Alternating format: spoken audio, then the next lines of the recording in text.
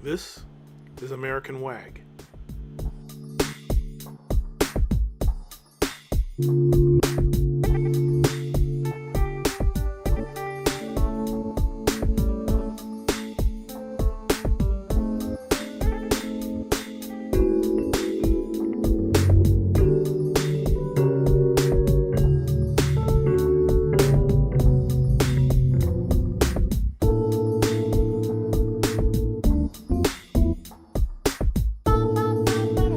Let's talk about your favorite subject of the week, Charlottesville. Now I'm gonna tell you something surprising. Are you ready? There's 500 Nazis in America. That's what you say. See, that's what you. I heard. See, that's exactly what I mean. And so we filter out what we think is true. All right, how many Nazis are in America? This thing that I heard on the radio. Wait a minute, I'm gonna tell you. All right. This thing that I heard on the radio today that said there are something like 20,000 card-carrying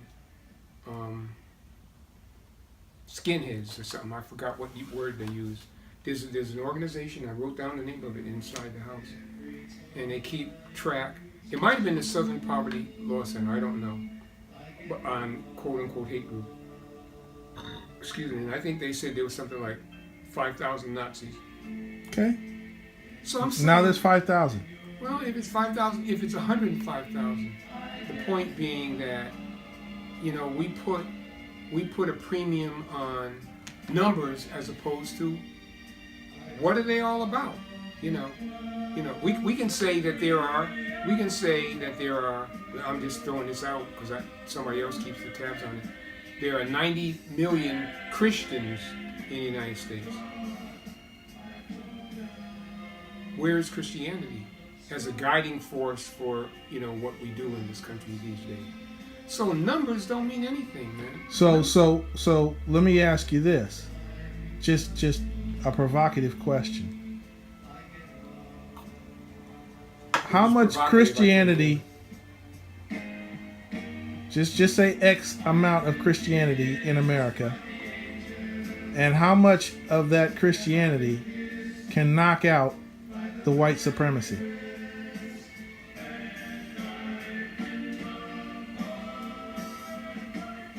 I don't know how to answer that question. I mean, that's and I'm just being. I don't even know what the word is, but that you could reverse that and say, how many Nazis does it take to convert X number of Christians to be Nazis? Yeah, that's a good question. But you see how everybody got upset last week is because they presumed that the President of the United States needs those Nazis. Well, that they're a crucial part of what made him president. I think that's fallacious. I really do. I think he's a nut in and of himself. He doesn't need Nazis to, But I, since you're talking about that, I think he has provided a base, or he has given general dialogue that makes them feel it's okay to be who they are. Okay. Because he didn't specifically mention them by name. Because that was what the country needed at that time. That was a need. Just like wait. I don't think I understand what you're saying there. So the president made two statements. One in which he didn't specifically say anything about skinheads or Nazis, and one 2 days later where he specifically condemned the skinheads and Nazis. Well, so the big controversy was people were saying, well, because he didn't explicitly call them out, it means he's on their side. Well, I think that was presumptuous. Did you buy that argument? No, it doesn't mean he's on their side. Did you think he needed them as a political constituency? No. So not the Nazis, no. So whose fault is it that we're all talking about Nazis? It's the Nazis' fault. Okay. It's the Nazis' fault. It is not Trump's fault. But I think well, I really don't want to talk about Trump because I don't, except in a weird way, and that's hopefully I'll get to in my writing. No matter how you cut it, what Trump has done, how do I want to say this, is he has provided an environment in which a whole lot of stuff happens, is allowed to happen, or there's a feeling that it's okay for it to happen now. He has not delivered any surprises. The Nazis were not waiting. No, I can't say. I don't know. I don't want to be a spokesman for the Nazis, but the presence of the Nazis was only publicly obvious as a result of what happened in Charlottesville, or the spin-off from that.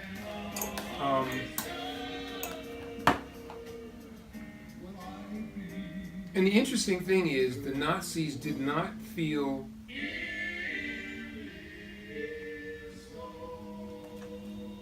that it would be okay for them to do their thing in when Obama was around, or when George Bush was around. So I don't want to just make it a. I don't want to make it a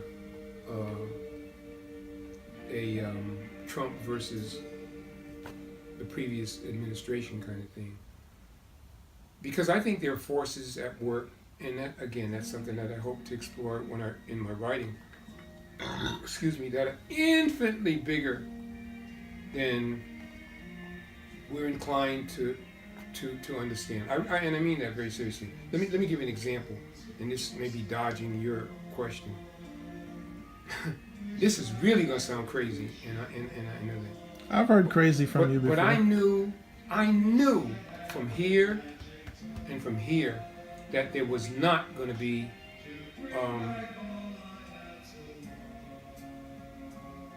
that Kim versus Donald thing with the nuclear. I knew that. I was 1,000,000,000% confident, sure, that wasn't going to happen.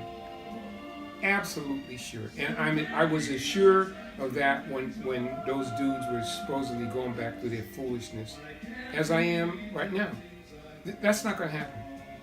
I am 1,000,000,000% certain that there will never be a nuclear war. 1,000,000,000%. Okay? And, okay. Then flip over to Charlottesville. The beauty of Charlottesville is that it provided what I'll call a springboard event, whereby Americans in particular could take a look at themselves for what America is not all of a sudden like, but what America has always been like, you know. The Nazis are not a new phenomenon. Maybe Nazis in America is a new phenomenon, but Nazis in hatred? But what that did is it laid bare some very fundamental human feelings about things, about love, about confusion, about hatred, you know, about government, about what's important, about priorities and all that stuff. And again, back to what I said to you earlier about Rush Limbaugh. What he said, I think it was one day last week, was that Charlottesville was the beginning of the next civil war in America.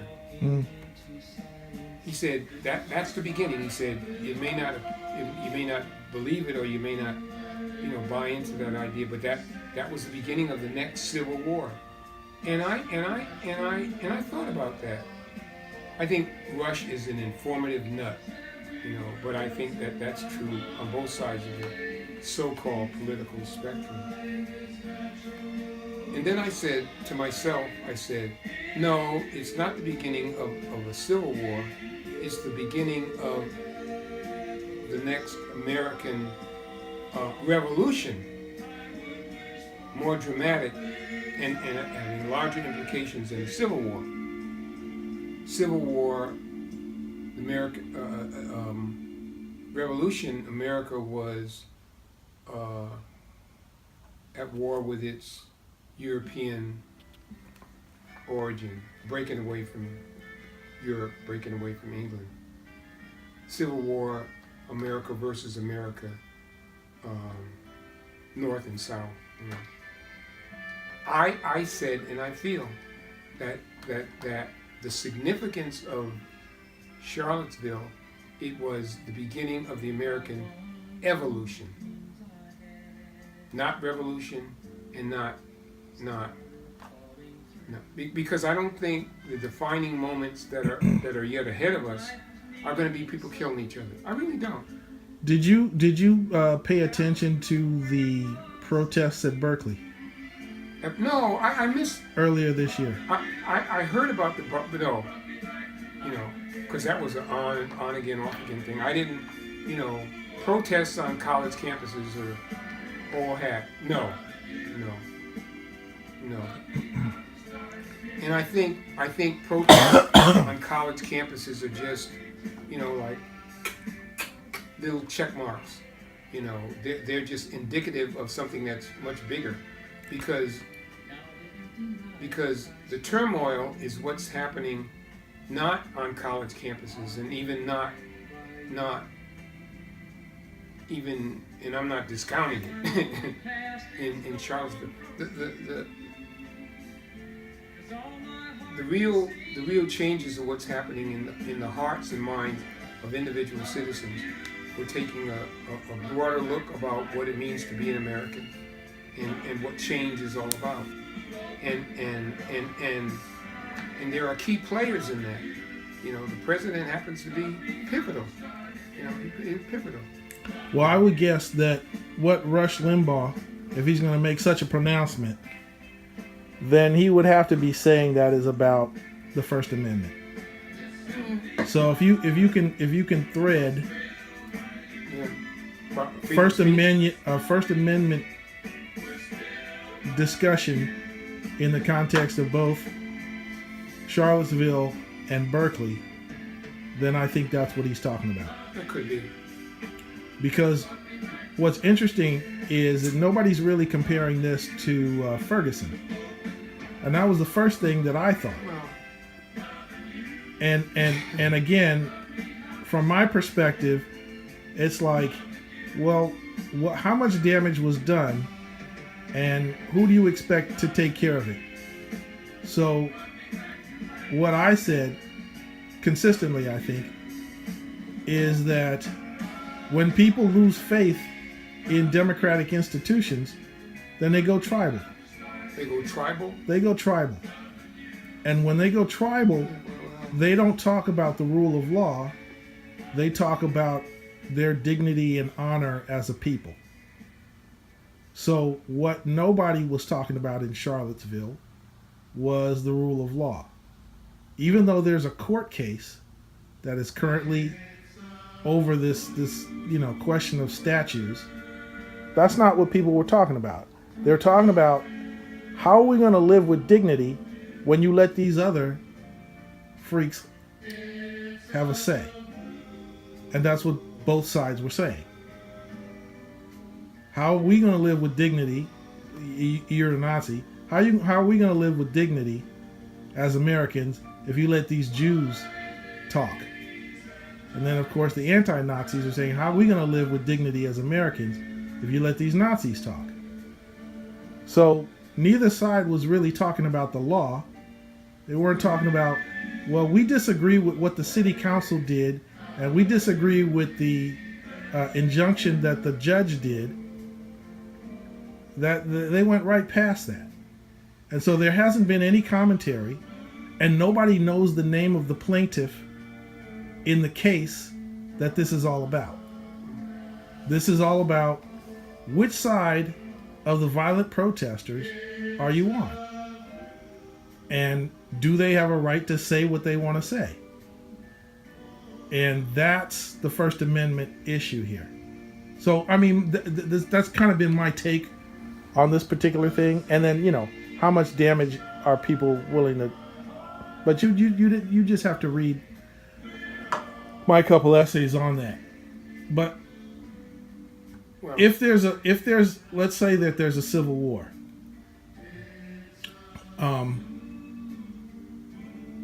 there doesn't seem to be a principle involved that's clear. It's just that we no can't. principle involved. That's the whole argument is about. What's the principle? Whose principle is the right principle? And again, it's just you and I talking, but I don't think it has a damn thing. See, I think sometimes Americans use the Constitution as an excuse or a dodge for just being a decent human being. I don't give a shit what anybody has to say. I really don't. And I can deal with the hate speech, if you will. It's not what people say, and it's not whether or not they have a right to say it. That's a done deal. And they say it, whatever the law says. It's a matter of moral integrity. It's a matter of where's your heart telling you to go with this thing, And I think Americans use the Constitution as a dodge, as an excuse to do good, or presumably if they're doing good, it's not a dodge, or to do evil as a dodge. I don't care what the Nazis have to say, and I don't care what the other side has to say. I'm concerned with how do people treat one another, and that doesn't come from the Constitution. It comes from the heart, or a whole other level that has not found its way into this. Where's it come from? From the Spirit. What does God have to say about it? And the commandments were written long before the Constitution, last time I checked, And so we always got this thing about all of us look for our safety zones where we can make it comfortable and clear for us to say what we need to say. And I've said it, and there it is. I've said it, now do it. Go forth and do great things. People don't operate that way. So what do you think the Civil War is all about? I think the Civil War was about principle. This next Civil War that you're saying. Oh, it's all about, I know this sounds real soft and corny, but how people strive to be just decent human beings, treating one another in a decent way. So when people pick up rifles on both sides, what are the sides? Who's the gray? Who's the blue? And how are they organizing for this war? Or is this just a metaphorical war? I like to think it's a metaphorical war. I really don't think it's going to be a shooting war. I really don't. I think the irony about the war, and you mentioned Ferguson, which ran something in my mind, and this is not funny, but Dylan Roof, I think it was his name, he was a white supremacist. He went into a black church and he shot and killed 9 people. And we don't talk about that. It's because there was nothing about that incident that people internalized other than saying, oh, wasn't that sad? Wasn't that terrible? And I use this word advisedly. The beauty of Ferguson and its spin-off or whatever, which very definitely positions the president, is that people did not, interestingly and ironically, did not go out and kill one another as a result of what happened. Okay? They've internalized it to the extent that they say, there's got to be a better way that we can live as human beings in this country. Okay, there's got to be, and ironically, and whatever we want to call it, it includes, but it goes beyond freedom of expression. It's a matter of how do you treat one another. Not how you make your speech in all love and respect to you, not what you blog about, but what you live about. Okay. So if this is the opening battle, what is it? What is the crime that people will not forget? At some point, you kind of ask yourself the question: if Nazis came to Leimert Park, are you going to get up, go out there, and do something? Now we had something of an answer like that in Los Angeles, or 20 odd years ago. Is if this jury says X, well, I'm going to get out there and I'm going to burn shit down. So the question is, I predict that people are going to log this in their head. They're going to do what? They're going to log this Charlottesville thing in their head, and they're going to forget it. No, I don't. What I'm trying to say, for those things that get people up and out of their house and ready to burn shit down, how are they going to link this? What are they going to remember about this that says, I'm so mad that I can't let any more of this happen, and I know I can't vote about it, I can't blog about it, I can't tweet about it, I need to get out in the street and throw bricks about it. I think, and only time can tell. We can talk about this a month or a year from now and see how it plays itself out. I don't think it'll come out that way. And again, I'm not naive, but I really think that what Charlottesville is going to end up filtering itself through as is an examination of oneself and what's important to people. And shooting people is not going to come high on the list. I think if the Nazis come to Leimert Park, the Nazis will come to Leimert Park. Just like tomorrow, the Nazis are going to be down in Laguna. And to the extent that we define our behavior on what the Nazis do, then the Nazis are in the driving seat. And I think that something else is going to emerge out of this that's going to show that there are other ways that we can resolve our differences. Yesterday, talking about me and NPR, I heard a dude, golly, I should have written this down, but there's a guy who was a former skinhead, and he's formed an organization called Beyond Hate or something like that. He was a skinhead up until the time he was, I think he said 26. Mm-hmm. He's now an ex-skinhead, no, 22. An ex-skinhead. He's founded this organization, and the whole purpose of that organization is to make direct contact with dudes, primarily dudes, although there are women involved too, who are in white nationalist organizations, and to kind of deprogram them and let them see that life is beyond hating Jews or hating blacks or hating whatever. I think it's called organization Life Beyond Hate or something like that. And I'm saying, wow, he didn't talk about who's going to knock whose head off the next time around or who's got more weaponry. He's talking about how do you live a decent life as a decent human being and not be programmed to destroy other human beings. And I think it's going to go beyond what the Constitution says, because it's bigger than that, because it's international.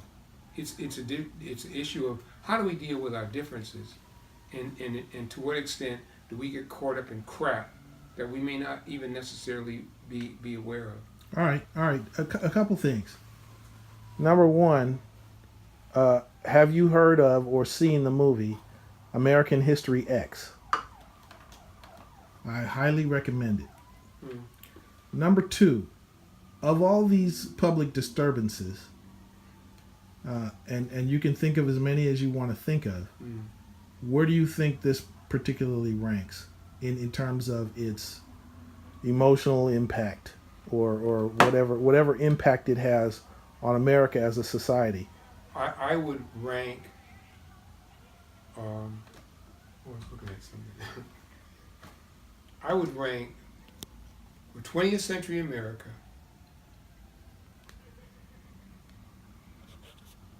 And us talking about this mid-August, I'd rank it high. Very high. All right, so let's say, I'll say bigger or smaller. O.J. Simpson trial. Bigger. Watts riots. Bigger. Chicago riots. Bigger. Orangeburg massacre. The who? Orangeburg. I don't know. That was one of your books. Kent State. Oh, bigger. Okay. Yeah, the shooting of the students. Yeah. Trayvon Martin. Bigger. And the Miami gay club shooting. Bigger. 9/11. Bigger. All right, Charlottesville is bigger than all of that. Yeah, to me. To you. To me. And I'll tell you why. I'll tell you why. I think that tragedy is tragedy, and I would never discount that. Death is death. It's solid and it's irreversible. But at us talking about this right now, and I hope to write about what strikes me as very different from Charlotte. What strikes me that makes Charlottesville different is that it became, for a whole bunch of reasons, personal. And there was an atmosphere of, I don't want to blame Trump, but there was an atmosphere of disappointment from the political disappointment with the political process, and not that people were just chomping at the bit to wait for a wonderful direction from Washington, D.C. But I think that somehow, in some way, Charlottesville, brought a whole lot of stuff together that made people look at themselves, made us look at ourselves in ways that we hadn't done before.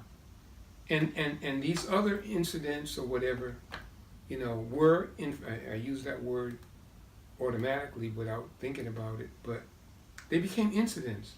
This is the way America does business. You don't like black folks, you shoot them, or you beat them up, you incarcerate them, blah blah blah. You don't like Jews, you call them all kinds of names. And we had a way of compartmentalizing a lot of stuff. But what this did, in ways that I really don't totally understand, was that it showed at this point in time what could have been just another bunch of crazy folks out there and non-crazy folks confronting them. Demonstrations happen in this country all the time. But it was at a time of need. It was at a time of need. It's like, I've been crying all my life, but this time I'm crying, I want somebody to hand me a handkerchief. And there was no handkerchief. And maybe it was unrealistic and naive on the part of American people to be looking for that. And if we're going to look anywhere, you're going to look a whole lot of other places. Look to your parents, look to your friends, look to whatever.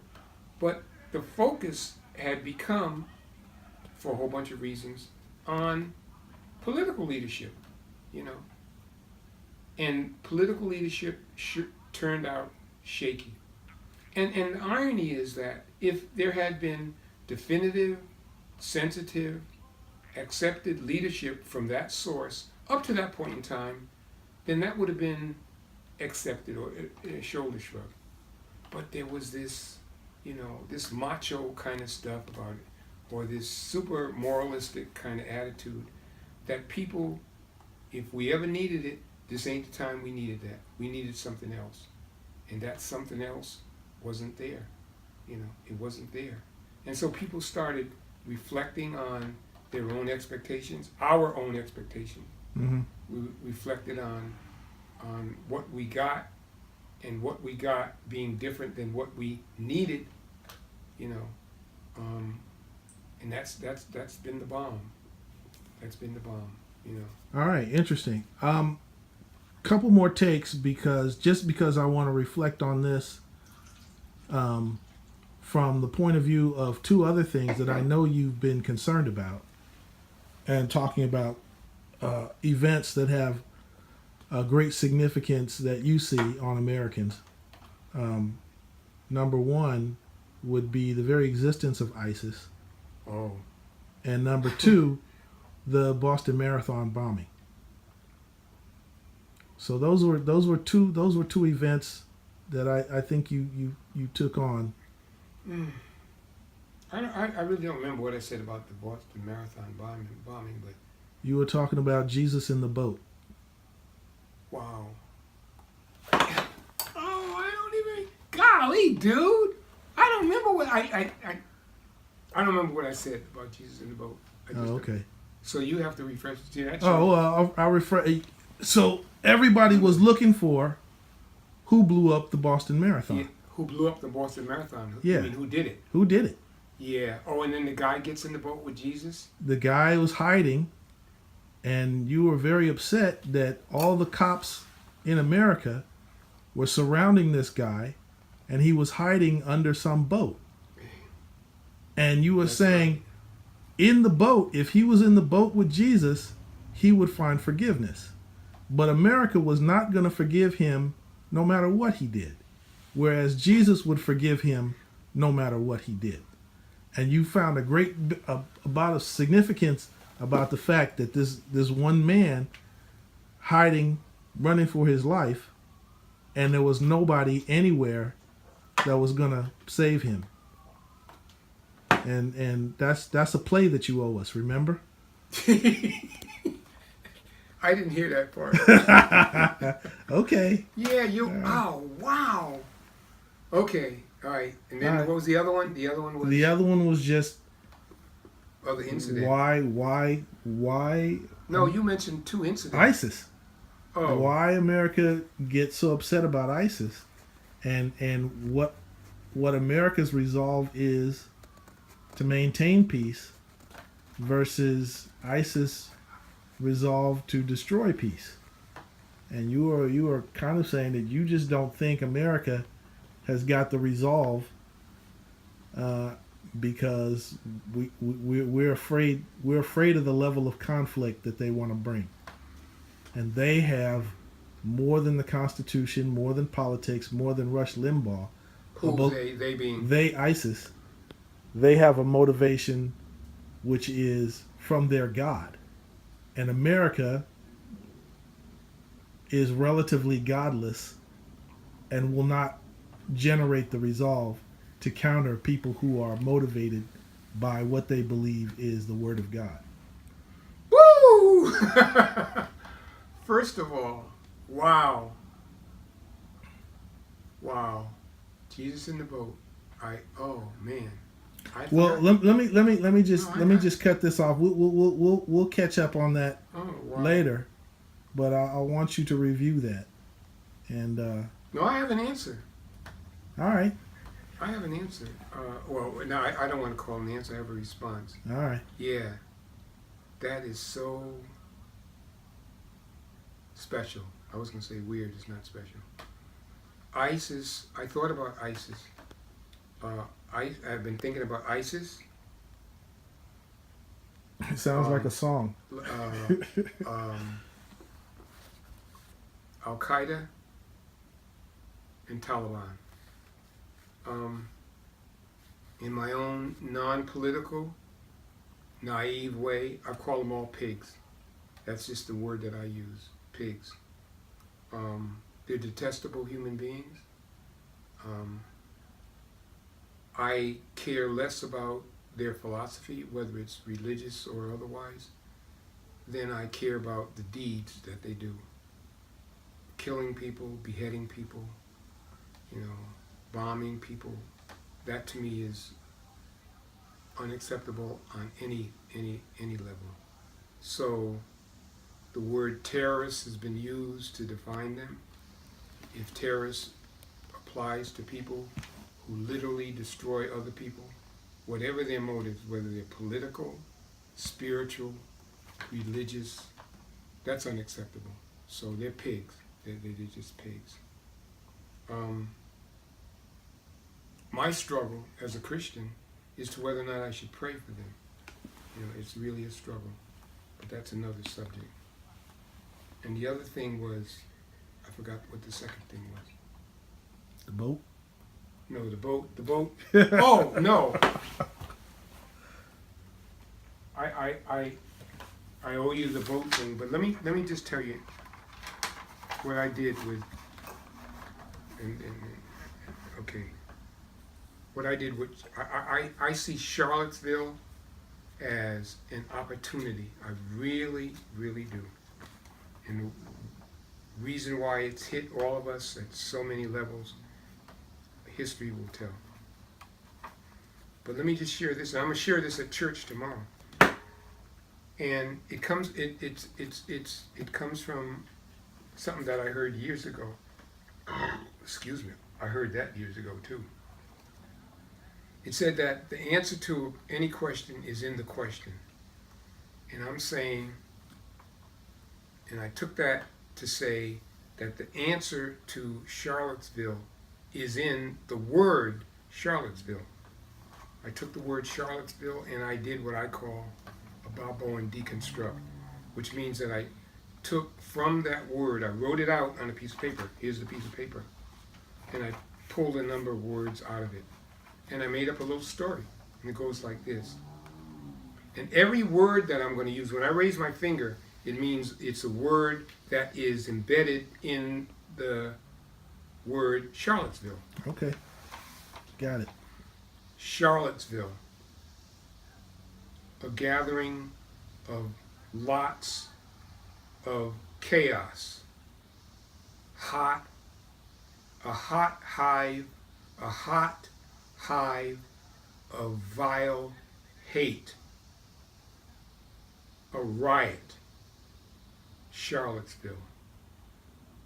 But in the midst of it all, some of those gathered hear a call from a close by hill. Some of those people gathered at Charlottesville are clever. They want to get away from there, and they hear a call from a hill close by.